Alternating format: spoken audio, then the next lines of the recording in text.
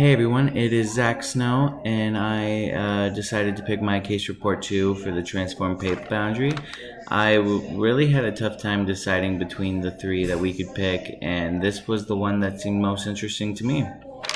Now, transform boundaries can be so susceptible that we even build major cities on top of them.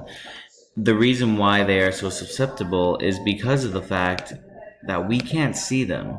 Now, transform boundaries are located underneath the ocean, which is often why there's mountains and cities on top of them. We just can't see it.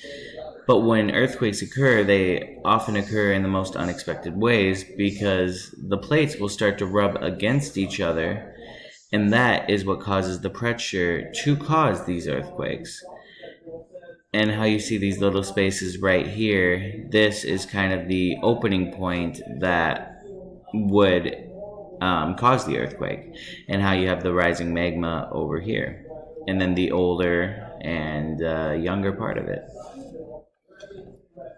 Now, for them, plates often move in opposite along the shallow end of the ocean, making them a major cause of ocean earthquakes. Now, if you see here, I wanted to find a good picture that kind of showing you the stress that is caused when the plates start to rub together.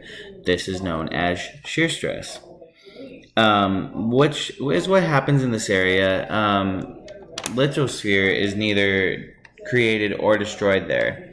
But one thing that does happen there is rocks line the boundary are prevented in creating an undersea canyon.